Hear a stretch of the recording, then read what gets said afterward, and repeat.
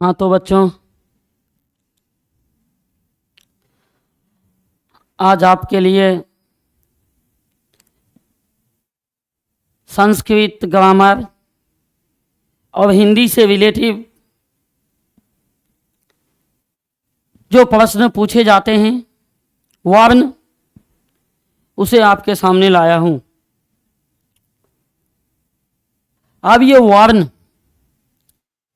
हमारे हिंदी व्याकरण, वर्ण विचार, शब्द विचार और वाक्य विचार से बनी हुई है। अब ये वर्ण किसे कहते हैं, ये वर्ण क्या है, वर्ण कहते किसे हैं, इस पे ध्यान देते हैं। वर्ण उस मूल ध्वनि को कहते हैं जिसका खंड या टुकड़ा नहीं किया जा सके। वर्ण उस मूल ध्वनि को कहते हैं, वर्ण उस मूल ध्वनि को कहते हैं। पहला प्रश्न हुआ, वर्ण किसे कहते हैं? वर्ण उस मूल ध्वनि को कहते हैं जिसका खंड या टुकड़ा नहीं किया जाए, उसे वर्ण कहते हैं। खंड या टुकड़ा नहीं किया जाए, जैसे अ, आ, हर्षई, दीर्घई, हर्षऊ, दीर्घऊ, जितने भी वर्ण हैं हिंदी वर्णमाला में 52 वर्ण, संस्कृत में भी 52। पहले मान्यता 47 की थी हिंदी में, अब संस्कृत में पहले भी 52, आज भी 52, अब दोनों में 52। जैसे अ, आ, हर्षई, दीर्घई, क, ख, ग, घ, अंग, च, छ, ज, झ, य, ये वर्ण कहलाते हैं। वर्ण किसे कहते हैं? तो वर्ण उस मूल ध्वनि को कहते हैं। मूल ध्वनि यानी जिसका खंड या टुकड़ा नहीं किया जा सके, तो वर्ण किसे कहते हैं? मूल ध्वनि को कहते हैं, उस मूल ध्वनि को। जैसे पॉइंट में लिखा है कि वर्ण को अक्षर भी कहा जाता है। वर्ण को अक्षर भी कहा जाता है। वर्ण को क्या कहा जाता? अक्षर। कभी प्रश्न आ जाते हैं कि वर्ण को क्या कहते हैं, वर्ण को क्या कहते हैं, तो याद रखना बच्चों कि वर्ण को अक्षर भी कहते हैं, अक्षर भी कहा जाता है। वर्ण को ध्वनि भी कहते हैं, क्योंकि उस मूल ध्वनि को ही वर्ण कहते हैं। यानी ध्वनि में जो मूल है उसी को क्या कहते हैं? वर्ण कहते हैं। तो ध्वनि को भी क्या कहते हैं? वर्ण कहते हैं।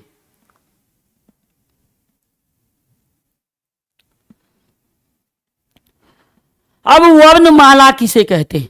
वर्णमाला वर्णों के समुदाय को, वर्णों के समुदाय को वर्णमाला कहते हैं।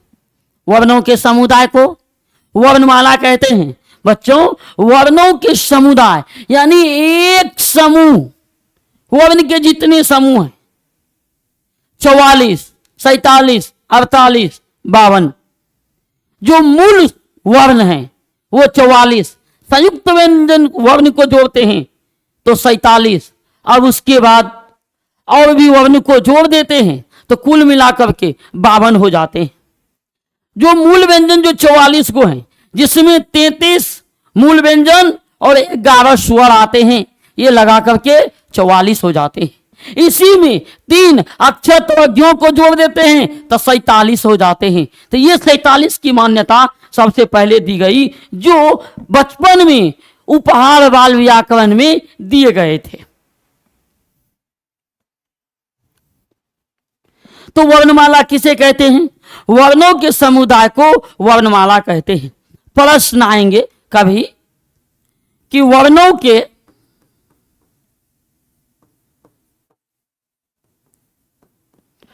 समुदाय को डैश कहते हैं।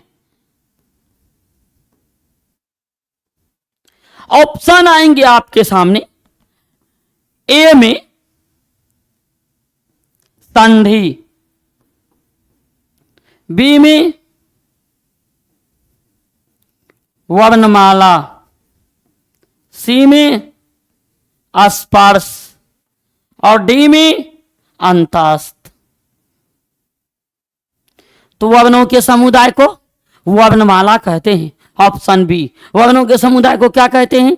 तो वर्णों के समुदाय को वर्णमाला कहते हैं। वर्णों के समुदाय को क्या कहते हैं बच्चों? तो वर्णों के समुदाय को वर्णमाला कहते हैं। वर्णमाला में वर्णों की कुल संख्या कितने होते हैं? तो वर्णमाला में वर्णों की कुल संख्या 52 होते हैं। वर्णमाला में वर्णों की कुल संख्या कितनी होते? तो वर्णमाला में वर्णों की कुल संख्या 52 होते हैं। वर्णमाला में वर्णों की कुल संख्या 52 होते हैं। वर्णमाला में वर्णों की कुल संख्या कितने होते हैं? तो बच्चों वर्णमाला में वर्णों की कुल संख्या 52 होते हैं। याद रखना कितने होते हैं? तो 52 होते हैं। आगे, वर्ण कितने प्रकार के होते हैं? वर्ण को कितने भागों में बांटा गया है? वर्ण कितने प्रकार के होते हैं और वर्ण को कितने भागों में बांटा गया? एक ही बात है। अब सुनिए, वर्ण 2 प्रकार के होते हैं, एक स्वर वर्ण और दूसरा व्यंजन वर्ण। पहला क्या होता? तो स्वर वर्ण, और दूसरा क्या होता है? तो व्यंजन वर्ण होता है। ये अब स्वर वर्ण की परिभाषा, जिन वर्णों के उच्चारण में, जिन वर्णों का उच्चारण बिना किसी दूसरे वर्ण की सहायता से होता है, स्वर वर्ण कहलाता है। जिन वर्णों का उच्चारण बिना किसी दूसरे वर्ण की सहायता से होता है, कौन सा वर्ण कहलाता? स्वर वर्ण कहलाता है। वही एक तरफ व्यंजन वर्ण। व्यंजन क्या होता है? कि जिन वर्णों का उच्चारण स्वर की सहायता से, जैसे जिन वर्णों का उच्चारण जिन वर्णों का उच्चारण स्वर की सहायता से होता है, स्वर की सहायता से होता है, व्यंजन वर्ण कहलाता है। कौन सा वर्ण कहलाता बच्चों? व्यंजन वर्ण कहलाता है। कौन सा वर्ण कहलाता? व्यंजन वर्ण।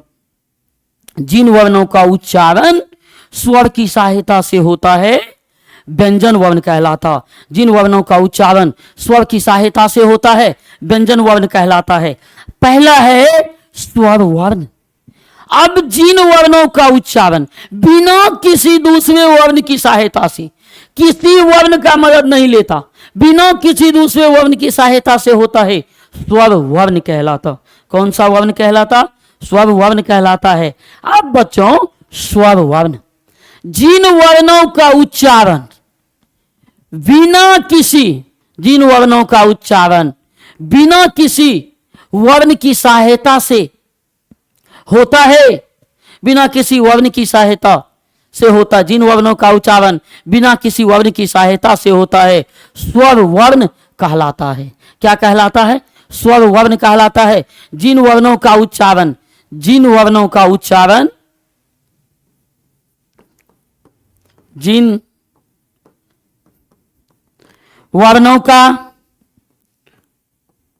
उच्चारण बिना किसी दूसरे वर्ण की सहायता से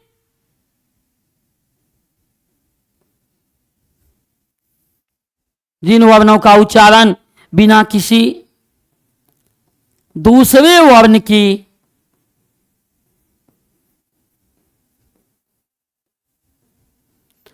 सहायता से होता है, स्वर वर्ण कहलाता। क्या कहलाता है? स्वर वर्ण कहलाता है। अब देखना बच्चों, लिखिए कि जिन वर्णों का उच्चारण बिना किसी दूसरे वर्ण की सहायता से होता है, जिन वर्णों का उच्चारण बिना किसी दूसरे वर्ण की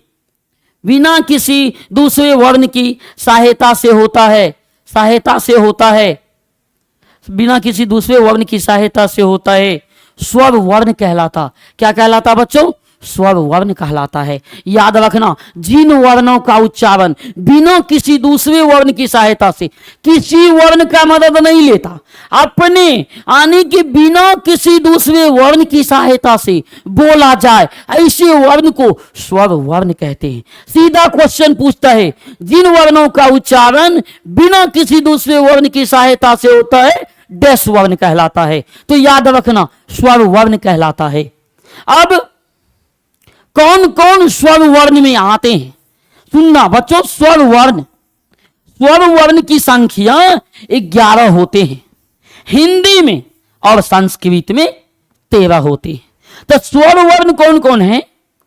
ओ, आ, हर्षई, दीर्घई, हर्षऊ, दुर्गौ, री, ए, ऐ, औ और औ और 2 ये हिंदी में होते हैं। 6, 5, 11, ओ, आ 6, री 7, ए, ऐ, औ और औ ये 4, 11, कुल मिला के 11 ये हिंदी में होते हैं। और एक बरीरी और लिवि ये संस्कृत में होते हैं। तो कुल मिला के 13 हो जाते हैं संस्कृत में। जब हिंदी में प्रश्न पूछे कि स्वर वर्ण की संख्या कितनी है, तो याद रखना बच्चों कि स्वर वर्ण की संख्या हिंदी में 11 और संस्कृत में 13। अब हिंदी के जब प्रश्न पत्र हाथ में हैं, आपके पास हिंदी के प्रश्न पत्र हैं, क्वेश्चन हिंदी के हैं, अब उसमें क्वेश्चन ऑप्शन 13 भी है, ऑप्शन 11 भी है। तो याद रखना कि यदि हिंदी के क्वेश्चन है तो हिंदी के अनुसार बनाएंगे, जिसमें स्वर वर्ण 11 होते हैं। और संस्कृत का जब क्वेश्चन आपके हाथ में हो तो उस समय जब पूछा जाए कि स्वर वर्ण की संख्या कितने हैं, तो याद रखना कि संस्कृत के अनुसार बनाएंगे और जिसमें स्वर वर्ण की संख्या 13 होते हैं। तो याद रखना बच्चों कौन कौन है? ओ, आ, हर्षई, दीर्घई, हर्षऊ, दुर्गऊ, री, ए, ऐ, औ, औ, री और लिवि। कभी क्या करते हैं, इसी से प्रश्न। वैसे अगले वीडियो में, आज के बाद जब हम वीडियो बनाएंगे तो उसमें इसके प्रश्न लेकर के आएंगे। हम कहते हैं कि ये 13 जो स्वर होते हैं, इन्हीं में से कोई प्रश्न में आ जाएंगे, व्यंजन के साथ आ जाएंगे कि इसमें कौन स्वर वर्ण है और 3 व्यंजन के साथ एक स्वर को डाल दे। तो याद रखना बच्चों, इसलिए ये पहचानना जरूरी है, ये लिख भी लेना जरूरी है। आवश्यकता के अनुसार आवश्यकता में लाए जाने वाले हर एक वस्तु पूर्ण ही होती है, आवश्यकता पूर्ण ही होती है। आगे कहता कि अब स्वर वर्ण को कितने भागों में बांटा गया? स्वर वर्ण को 3 भागों में बांटा गया। स्वर वर्ण को कितने भागों में बांटा गया बच्चों? स्वर वर्ण को 3 भागों में बांटा गया है। अब देखिए, इससे पहले ये लिख लेना आवश्यक है कि स्वर वर्ण की संख्या हिंदी में 11 होते हैं और संस्कृत में 13 होते हैं। स्वर वर्ण की संख्या कितने होते हैं? 11। और संस्कृत में कितने होते हैं? 13 होते हैं। तो याद रखना बच्चों, जब संस्कृत के पेपर आए तो 13, हिंदी में आए तो 11 लगाना है। आगे कहता स्वर वर्ण के प्रकार। अब स्वर वर्ण कितने प्रकार के होते हैं? तो बच्चों स्वर वर्ण 3 प्रकार के होते हैं। एक पहला है हरस स्वर। कौन स्वर? हरस स्वर। इसी हरस स्वर को कहते हैं मूल स्वर भी। पहला कौन सा स्वर है बच्चों? तो पहला स्वर का नाम है हरस स्वर और दूसरा का नाम है दीर्घ स्वर और तीसरा जो है ना, ये तीसरा का नाम है पल्लुत स्वर। तो अब पहले चर्चा करेंगे ये हरस स्वर का। इसी हरस स्वर को मूल स्वर भी कहते हैं। अब कभी कभी पूछ देते हैं कि मूल स्वर किसे कहते हैं, तो दोनों का परिभाषा वही है, हरस स्वर या मूल स्वर दोनों एक ही हैं। तो हरस स्वर की संख्या, हरस स्वर किसे कहते हैं?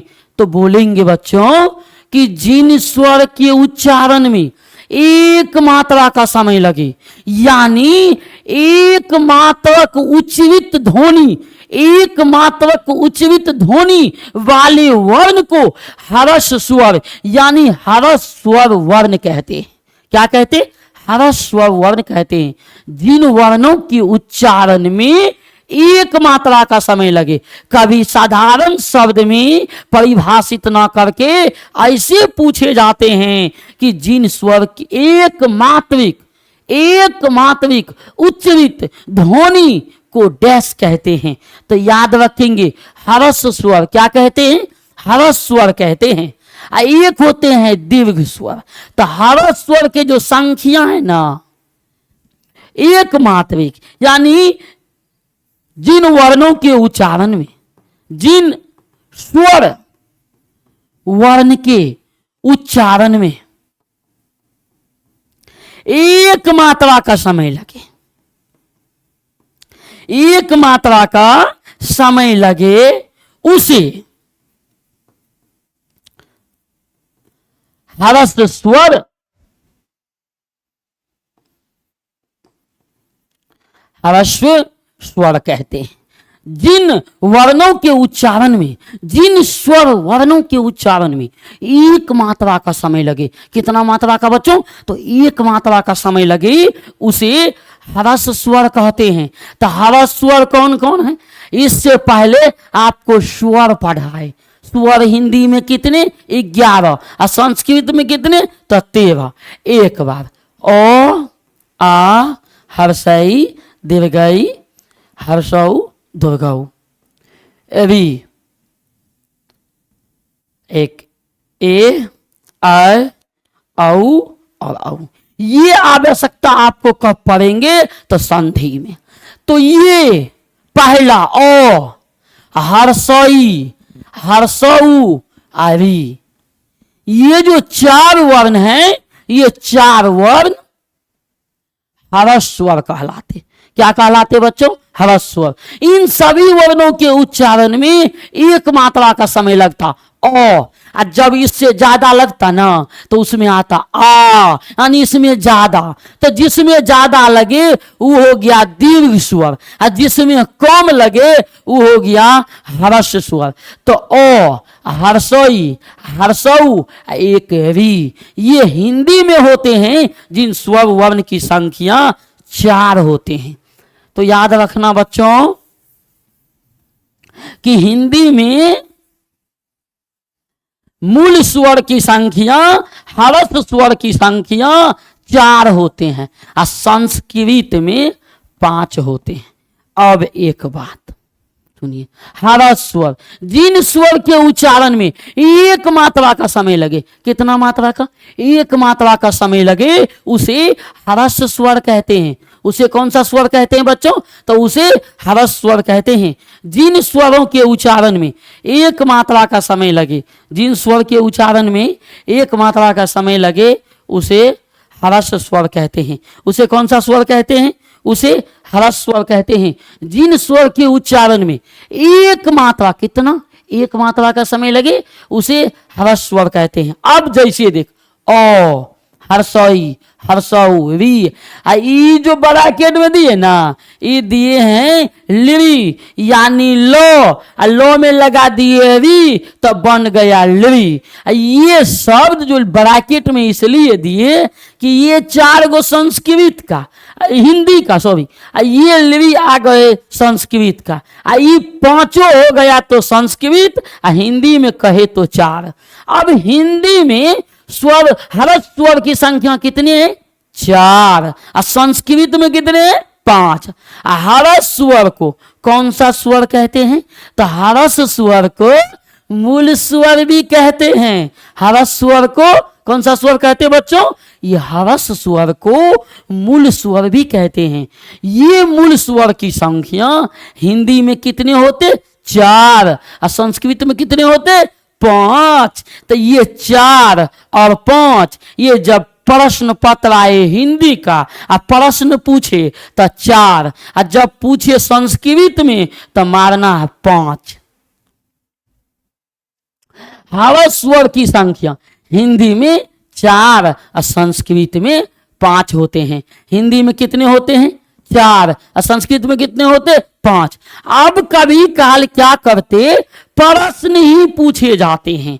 जैसे ओ दे दिया, आ, हर्षऊ, दिवगई, एगो दे देंगे ए। अभी निम्नलिखित ये 4 दिए, ए बी सी और डी ऑप्शन दे दिए। अब इसमें कहेंगे कि बताइए हर स्वर कौन है, तो याद रखिएगा कि ओ, हर्षई, हर्षऊ, हरी, अब संस्कृत में है लिवि। ये 4 गो 5 गो होते हैं, 4 और 5 गो। तो इसमें मिलता ऑप्शन ए, जिसमें दिया ओ, तो ओ हो गया हरस्वर। तो ऐसा ही क्वेश्चन आपको बिहार बोर्ड में परीक्षा सर पूछे जाएंगे, और जिसके लिए आपको तैयारी करनी है इस ध्यानम क्लास के इस बैच से। जिन स्वर के उच्चारण में अब है दीर्घ स्वर, सुनना, दीर्घ स्वर, जिन स्वर के उच्चारण में 2 मात्रा का समय लगे, जिन स्वर के उच्चारण में 2 मात्रा का समय लगे, उसे दीर्घ स्वर कहते हैं। क्या कहते हैं बच्चों? उसे दीर्घ स्वर कहते हैं। जिन स्वर के उच्चारण में कितना मात्रा का समय लगे? 2। जैसे बोलते ओ, इसमें बोलते आ, तो इसमें ज्यादा लगता है, तो जिसमें ज्यादा लगे वो हो गया दीर्घ। एक ह्रस्व, ह्रस्व जिसमें कम, और जिसमें दीर्घ उसमें ज्यादा। अब कहते जिन स्वर के उच्चारण में 2 मात्रा का समय लगे उसे कौन सा स्वर कहते हैं? तो दीर्घ स्वर कहते हैं। और दीर्घ स्वर में कौन कौन है? दीर्घ स्वर में आ, दीर्घई, दुर्गऊ, बरीरी, ए, ऐ, औ और आऊ होते हैं। ये होते हैं बच्चों, ये दीर्घ स्वर हैं, ये दीर्घ स्वर हैं। ये दीर्घ स्वर 8 गो होते हैं। कितने होते हैं? 8 गो। तो कभी कभी हिंदी में इसको हटा देते, बरीरी को। तो बरीरी का प्रयोग जहां रीनम लिखते हैं, जैसे पितृवीन, मातृवीन, तो उसमें बरीरी का प्रयोग होता है।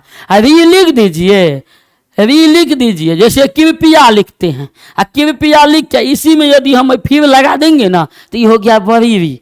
इसी तरह से इसका प्रयोग किए जाते हैं। तो हर स्वर की संख्या कितने हैं बच्चों? तो 8। अब कहते कि दीर्घ स्वर, दीर्घ स्वर की संख्या कितने? 8 कहता।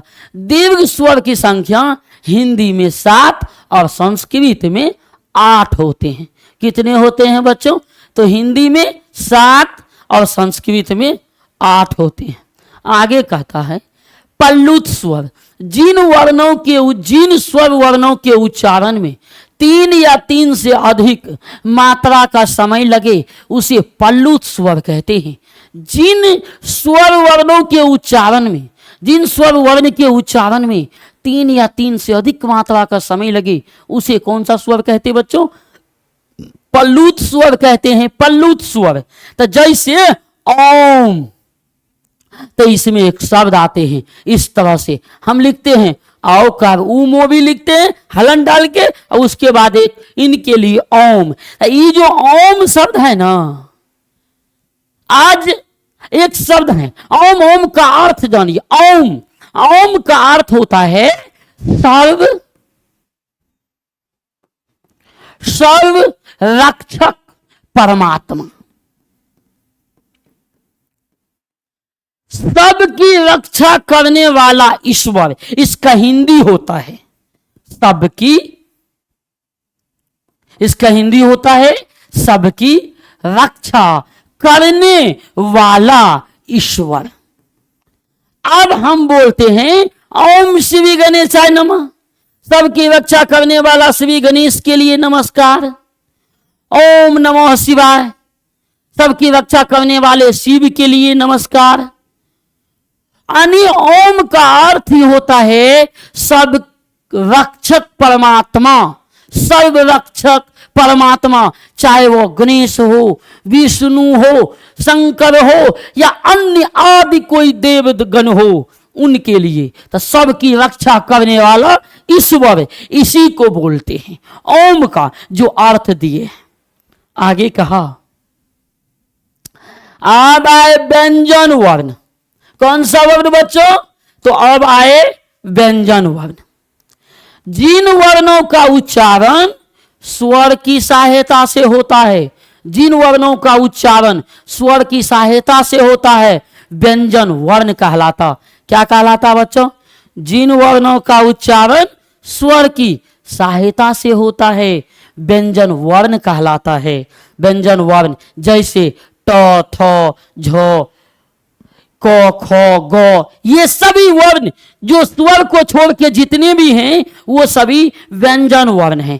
अब इसी में जो मूल व्यंजन है, ये मूल व्यंजन की संख्या 33 होते हैं। मूल व्यंजन की संख्या कितनी होते हैं बच्चों? 33 होते हैं। वैसे व्यंजन टोटल कुल व्यंजन को हिंदी के अकॉर्डिंग 39, सॉरी हिंदी के अकॉर्डिंग 41 और संस्कृत के अकॉर्डिंग 39 माना गया। आगे कहा कि जो मूल व्यंजन है वो है 33। कैसे? तो क ख में 5 गो, टोठो में चोछो में भी 5 गो, टोठो में भी 5 गो, तोथो में भी 5, पफो में भी 5 गो, यव लब में 8 गो। तो ई हो गए 25, आई हो गए 8, तो 25 8 33। ये 33 हो गए मूल व्यंजन, 33 हो गए मूल व्यंजन। इसी को जोड़ जाड़ के 41 पुराया, जिसमें 3 गो संयुक्त व्यंजन अक्षर तवज्ञों को जोड़े और उसके बाद बड़ी रो को जोड़े, ढो को जोड़े, अंग अह की मात्रा का प्रयोग किए, अन्न का भी और प्रयोग किए। इस भी आपको चर्चा में लाएंगे इसके थोड़ी देर के बाद। अब कहते हैं कि जिन वर्णों का उच्चारण स्वर की सहायता से होता है, जिन वर्णों का उच्चारण स्वर की सहायता से होता है, कौन सा वर्ण कहलाता है? व्यंजन वर्ण कहलाता है। व्यंजन वर्ण 3 प्रकार के होते हैं। व्यंजन वर्ण कितने प्रकार के होते हैं बच्चों? तो व्यंजन वर्ण 3 प्रकार के होते हैं। सुनिएगा, व्यंजन वर्ण कितने प्रकार के होते? तो ये जो व्यंजन वर्ण है, ये व्यंजन वर्ण 3 प्रकार के होते हैं। नंबर 1 में होता है स्पर्श व्यंजन। कौन सा व्यंजन बच्चों? स्पर्श व्यंजन। नंबर 1 में स्पर्श व्यंजन। नंबर 2 होता है अंतस्थ व्यंजन। नंबर 2 अंतस्थ व्यंजन। और उसके बाद आते हैं नंबर 3 में ऊष्म व्यंजन। कौन सा व्यंजन बच्चों? एक आते हैं ऊष्म व्यंजन। तो व्यंजन वर्ण कितने प्रकार के होते हैं? तो 3 प्रकार के, स्पर्श व्यंजन, अंतस्थ व्यंजन और ऊष्म व्यंजन। तो ये अंतस्थ व्यंजन में ये जो पहला है ऊष्म व्यंजन। ये ऊष्म व्यंजन में ये जो पहला दिया जिसमें है ऊष्म व्यंजन, ये ऊष्म व्यंजन में ये ऊष्म व्यंजन पहला है स्पर्श व्यंजन। ये स्पर्श व्यंजन दिया कि कवर्ग से पवर्ग तक के सभी व्यंजन को स्पर्श व्यंजन कहते हैं। कवर्ग से पवर्ग तक के सभी व्यंजन को, कवर्ग से पवर्ग तक के सभी व्यंजन को स्पर्श व्यंजन कहते। कौन सा व्यंजन कहते बच्चों? तो स्पर्श व्यंजन कहते हैं। कवर्ग से लेके पवर्ग तक के सभी व्यंजन को स्पर्श व्यंजन कहते। कौन सा व्यंजन? तो स्पर्श व्यंजन कहते हैं। कवर्ग, अब कवर्ग किसे? जिन हिंदी के अक्षर के अनुसार 5 वर्णों के समूह को वर्ग कहते। क ख में क्या गो? 5 गो, तो इसका नाम कवर्ग। चौछो में 5 तो नाम चवर्ग। टोठो में 5 नाम टवर्ग। तोथो में तवर्ग और पफो में पवर्ग। तो ये स्पर्श व्यंजन की संख्या 25। स्पर्श व्यंजन की संख्या कितनी हो गए? स्पर्श व्यंजन की संख्या हो गए 25। तो अब आपको पॉइंट बना के लिख लेना है कि स्पर्श व्यंजन की संख्या, स्पर्श व्यंजन, स्पर्श व्यंजन की संख्या, स्पर्श व्यंजन की संख्या 25 होते हैं। स्पर्श व्यंजन की संख्या कितने होते हैं? तो 25 होते हैं। तो बच्चों याद रखना कि स्पर्श व्यंजन की संख्या 25, जिसमें को खो से लेके मो तक, यानी को से लेके मो तक, जिसमें इसके बीच में खो गो घो अंगो चो छो जो झो यो टो ठो डो ढो नो तो थो दो धो नो पो फो बो भो, यहाँ मोह ये है तो ई लगा के हो गए 25। अब ऑप्शन में पूछेंगे कि स्पर्श व्यंजन कौन है, क्वेश्चन लिख देंगे तो याद रखेंगे कि कवर्ग से लेके 25 को छोड़ के जो अलग है उसको बाद ये सभी कवर्ग से प्रवर्ग तक के सभी व्यंजन स्पर्श व्यंजन है। कौन सा व्यंजन है? तो बच्चों रे ये स्पर्श व्यंजन है। आगे हैं कहते अंतस्थ व्यंजन। कौन सा व्यंजन बच्चों? अब आगे अंतस्थ व्यंजन, आगे लिखेंगे अंतस्थ व्यंजन। ये अंतस्थ वर्ण बोलिए या अंतस्थ व्यंजन। तो इसमें 4 दिया, यो रो लो वो को अंतस्थ व्यंजन कहते हैं। कौन सा व्यंजन कहते हैं? अंतस्थ व्यंजन कहते हैं। यो रो लो को कौन सा व्यंजन कहते हैं? अंतस्थ व्यंजन कहते हैं। याद रखेंगे यो रो लो को कौन सा व्यंजन कहते हैं? तो यो रो लो वो को अंतस्थ व्यंजन, कौन सा व्यंजन? अंतस्थ व्यंजन कहते हैं। आगे अब इसी में है कि ऊष्म व्यंजन, ऊष्म व्यंजन कहते हैं। तालब सो, मूर्धन्य सो, दंत सो हो, ये ऊष्म व्यंजन कहलाते। कौन सा व्यंजन कहलाते बच्चों? ऊष्म व्यंजन। तालम सो,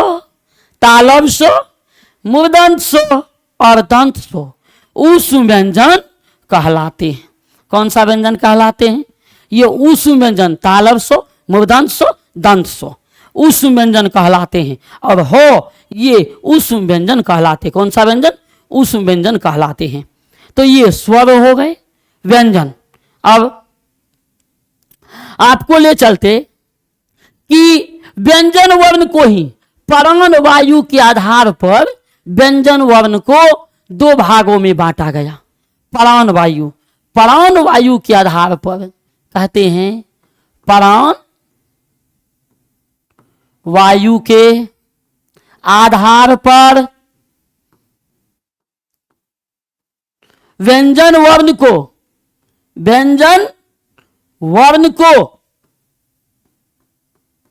2 भागों में बांटा गया। कितने? प्राण वायु के आधार पर व्यंजन वर्ण को कितने भागों में बांटा गया? तो 2 भागों में बांटा गया। प्राण वायु के आधार पर 2 भागों में बांटा गया। कितने भागों में बांटा गया बच्चों? तो 2 भागों में बांटा गया। कौन वायु के आधार पे? तो प्राण वायु के आधार पे बांटा गया है। कितने भागों में? तो 2 भागों में बांटा गया। नंबर 1 में कहा अल्प प्राण। क्या कहा? अल्प प्राण। और नंबर 2 पहला कहा अल्प प्राण और उसके बाद नंबर 2 में कहा महाप्राण। ये व्यंजन वर्ण को बांटा गया, सिर्फ व्यंजन वर्ण को महाप्राण। ये अल्प प्राण में कहा अल्प प्राण हम जो श्वास खींचते हैं, जो ये अंदर की वायु को, अंदर हमारे शरीर के अंदर जो वायु जाती है उसको हम प्राण बोलते हैं। अब इसी समय जब कोई डेथ हो जाता है ना, कोई मर उड़ जाता है तो लोग बोलते हैं हे भी फलना का प्राण तो चल गलो, प्राण तब बोलते हैं प्राण निकल गया। अब आंख से निकला कि कान से कि मुंह से निकला, लोग जब देखते रहते हैं कल आंख से निकल लो। तो ये होते हैं कि प्राण बोलते हैं ये हमारी अंदर की वायु को। अब जिनके उच्चारण में अधिक प्राण वायु लगे वो महाप्राण, और जिनके उच्चारण में कम प्राण वायु लगे उसे अल्प प्राण कहते हैं। तो अब जिन व्यंजन वर्ण के उच्चारण में ऐसे लिखेंगे बच्चों, पहले ये लिखेंगे प्राण वायु के आधार पे व्यंजन वर्ण को कितने भागों में बांटा गया? तो 2 भाग में। कौन कौन? तो अल्प प्राण एक और दूसरा महाप्राण। तो ये अल्प प्राण जो लिखे, ये अल्प प्राण में क्या करना है कि अब डैश करके अल्पप्राण में लिखना है। अल्पप्राण में जिन व्यंजन के उच्चारण में,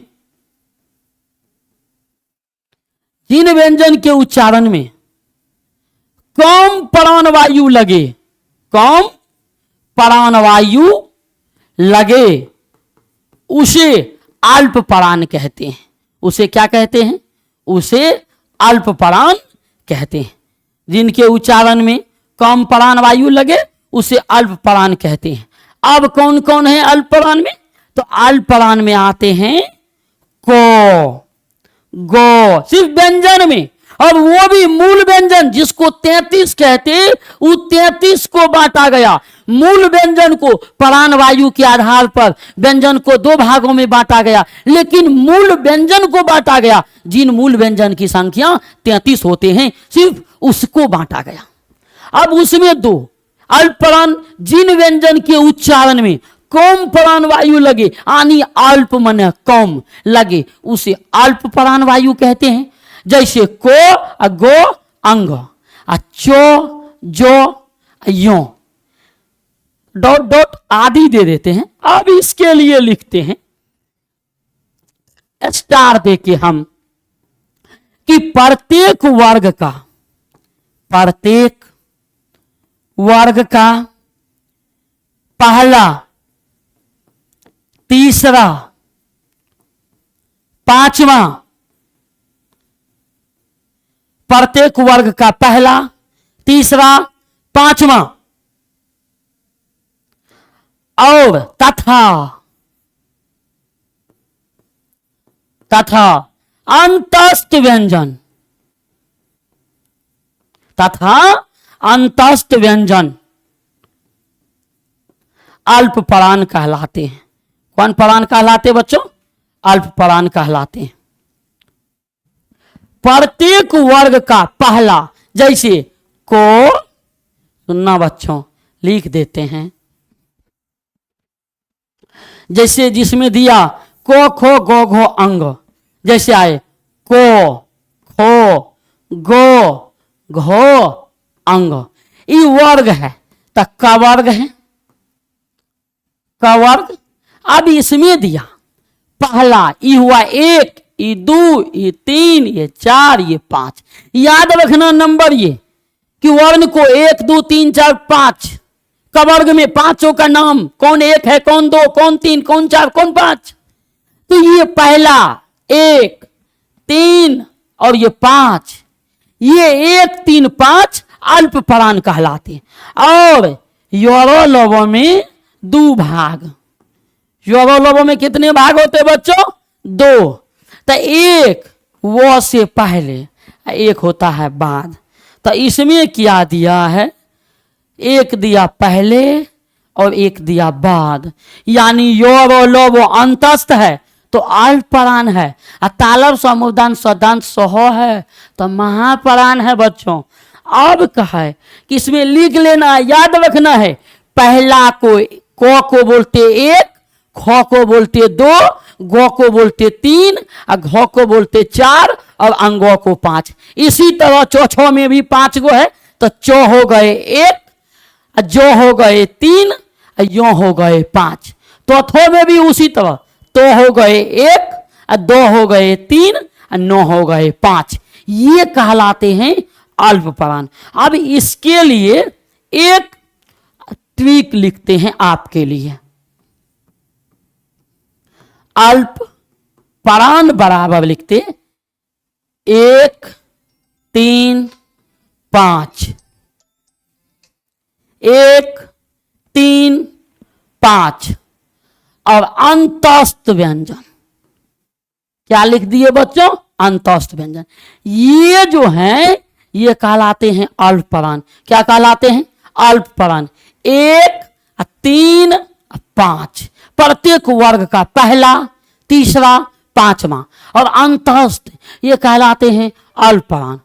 और अल्पप्राण की संख्या, अब इसी में यदि आ गए अल्पप्राण की संख्या की बात है, अल्पप्राण संख्या तो बराबर 5 तिया 15, वर्ग वाला 5 गो, पांचों में 3-3 गो, तो 5 तिया 15, अंतस्थ में 4 गो, तो 15 4 19। तो इसकी संख्या आ गए बच्चों आपको, कितना आ गए? इसकी संख्या आ गए आपको 19। अब आइए कहते हैं महापरान। बच्चों जिन व्यंजन के उच्चारण में अधिक प्राण वायु लगे, जिन व्यंजन के उच्चारण में, जिन व्यंजन के उच्चारण में अधिक प्राण वायु लगे उसे महापरान व्यंजन, महापरान व्यंजन कहते हैं। कौन सा व्यंजन कहते हैं बच्चों? उसे महापरान व्यंजन कहते हैं। जिन व्यंजन के उच्चारण में अधिक प्राण वायु लगे उसे महापरान व्यंजन कहते हैं। अधिक प्राण वायु यानी इसमें अधिक लगता है, अल्प के अपेक्षा यानी उसके अपेक्षा इसमें ज्यादा लगता है। किसमें? तो महा में। तो अब महापरान की उदाहरण कौन कौन है? तो बच्चों जैसे वर्ग में प्रत्येक का दूसरा और चौथा, जैसे हो गए खो, घो, अच्छो, अझो और तालवसो, मूर्धन्यसो, अदंतसो, अहो, ये सभी क्या कहलाते हैं? ये सभी कहलाते हैं महापरान। अब महापरान के लिए लिखना है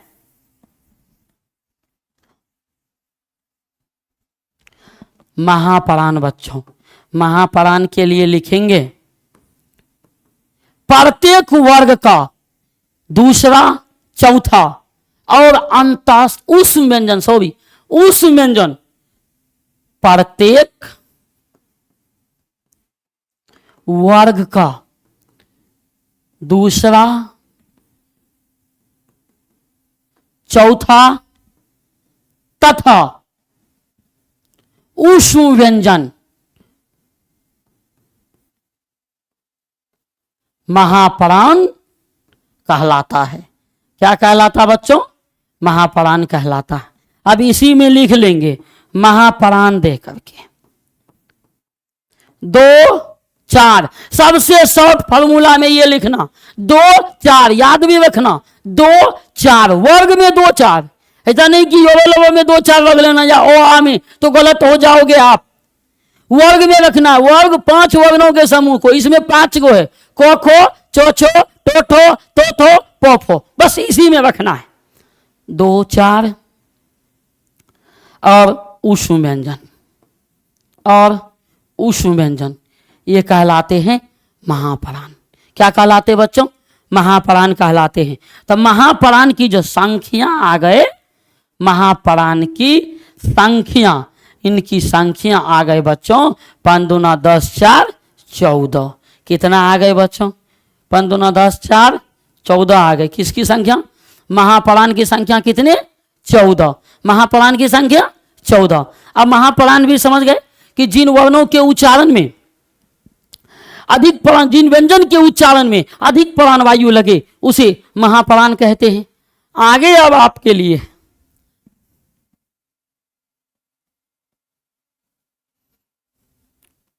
अब आगे आपके लिए ध्यान देना बच्चों। अब आगे आपके लिए ये महापरान की संख्या हो गए, अल्पप्राण हो गए। अब एक संयुक्त व्यंजन सुनिएगा बच्चों। कौन सा व्यंजन? संयुक्त व्यंजन। क्या होता है संयुक्त व्यंजन? दो या दो से अधिक वर्णों के मेल से बने, 2 या 2 से अधिक वर्णों के मेल से बने व्यंजन को संयुक्त व्यंजन कहते हैं। 2 या 2 से अधिक वर्णों के मेल से बने व्यंजन को संयुक्त व्यंजन कहते हैं।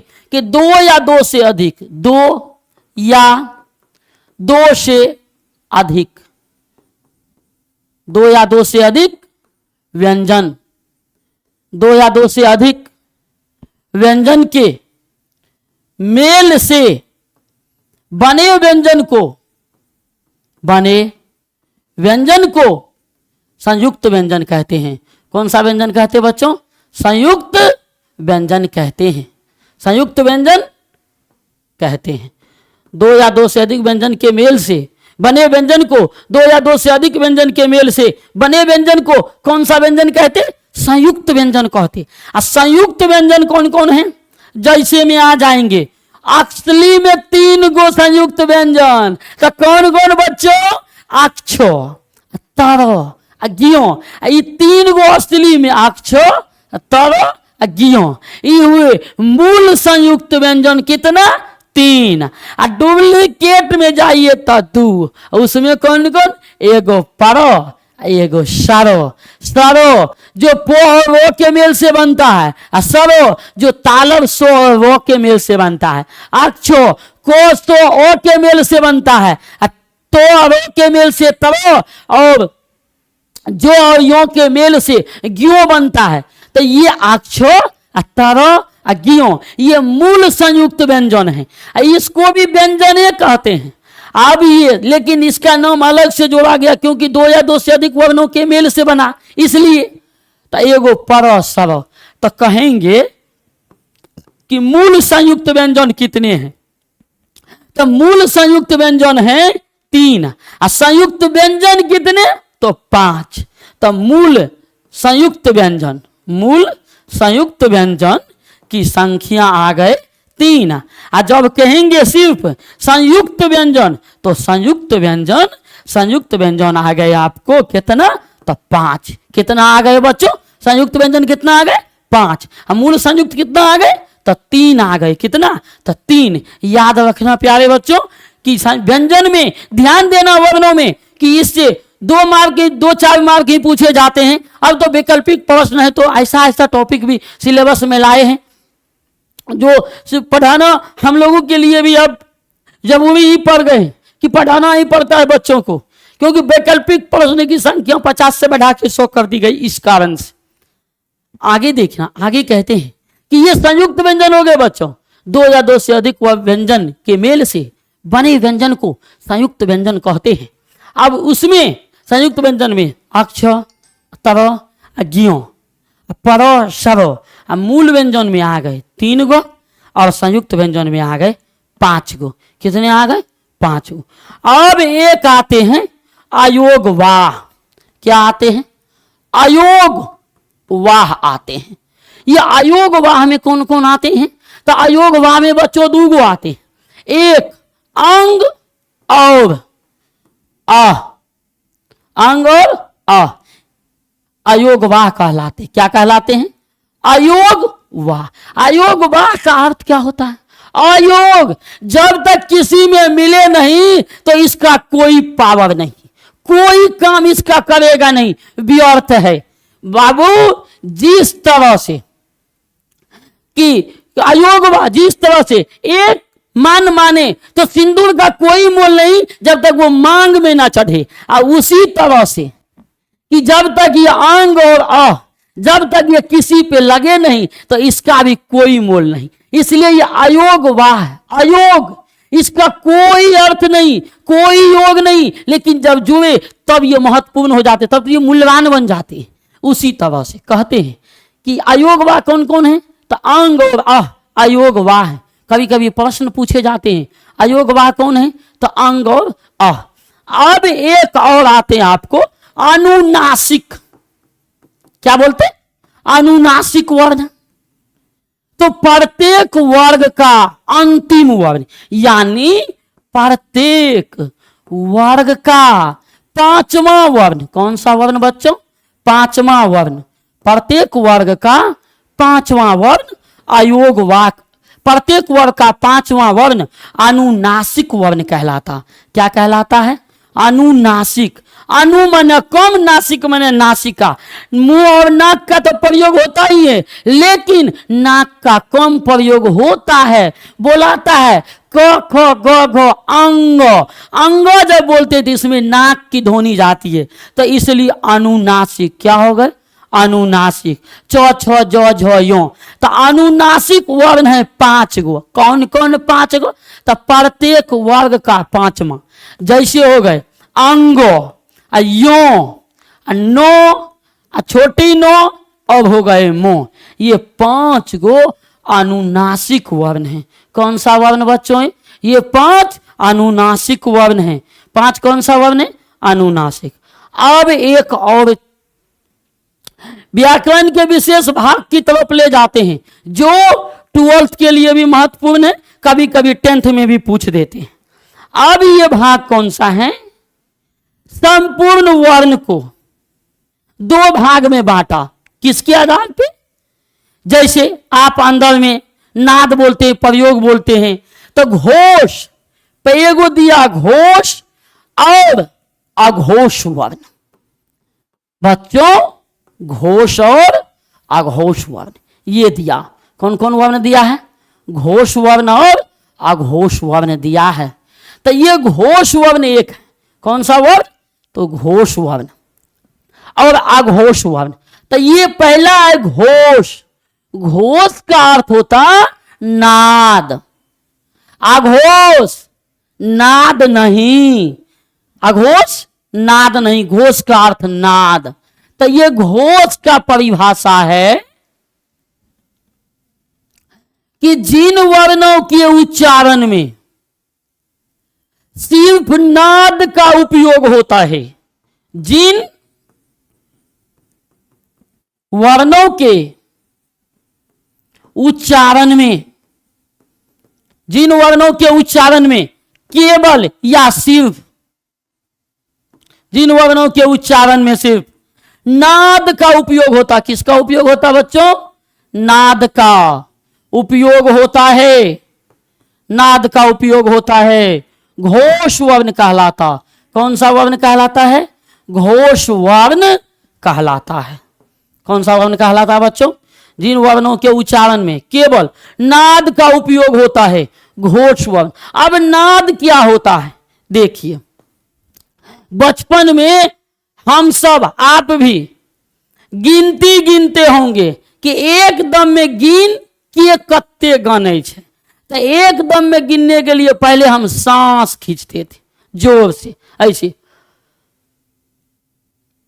1 2 3 4 5 6 7 8 9 10 11 12 13 14 15 16 धीरे धीरे पचकता जाता था, बोलते जाते थे हम और अंतिम सांस तक बोलते थे।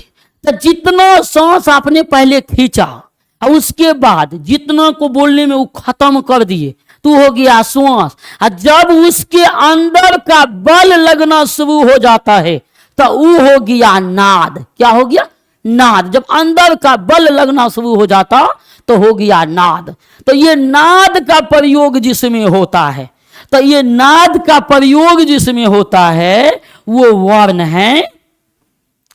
प्रत्येक वर्ग का लिखेंगे, प्रत्येक वर्ग का, प्रत्येक वर्ग का तीसरा, चौथा और पांचवा,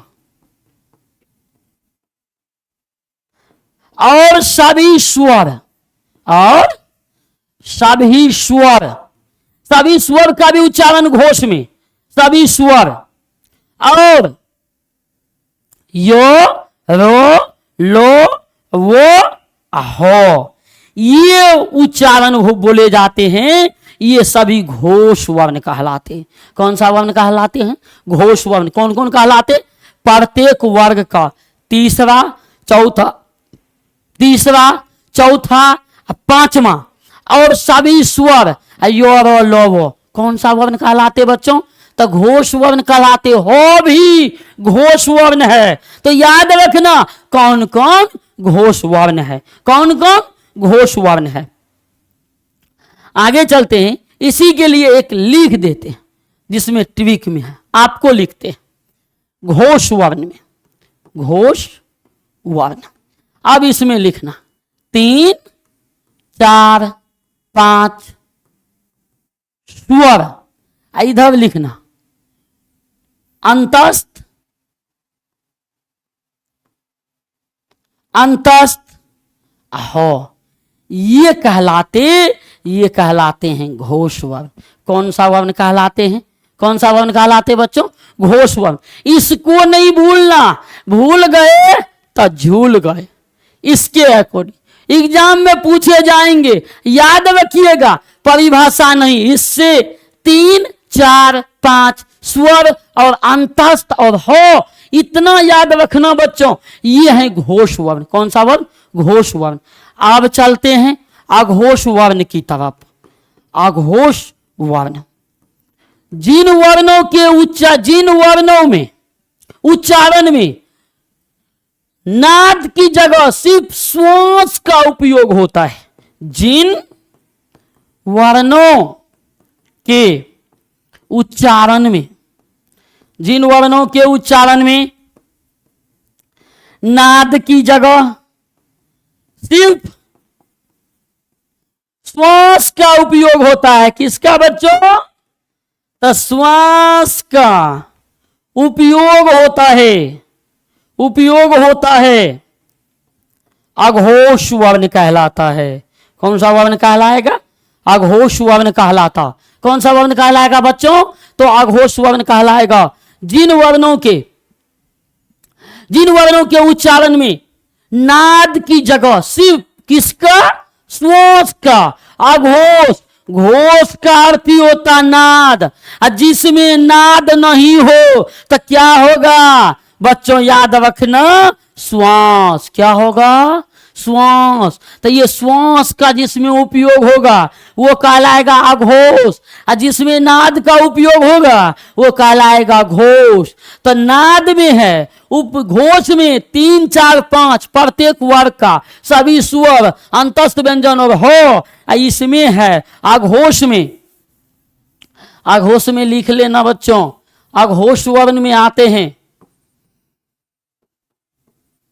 अघोष वर्ण में आएंगे 1, 2 तालव्य स्व, मूर्धन्य स्व, दंत स्व।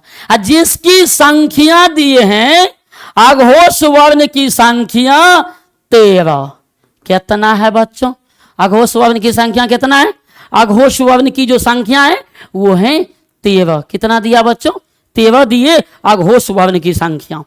ये रहा आपका व्याकरण का वर्ण। अब इसमें एक चीज बचा हुआ है जिसका नाम जो है उच्चारण स्थान। अब आपके सामने कल हम उच्चारण स्थान और इसी से संबंधित जो प्रश्न पूछे जाएंगे, प्रश्न की जो पैटर्न होते हैं, प्रश्न तो मैं नहीं जानता लेकिन उसकी जो शैली पैटर्न है वो पैटर्न आपके सामने लेकर के उपस्थित होंगे। ये नेक्स्ट वीडियो में, कल की वीडियो में आपके लिए।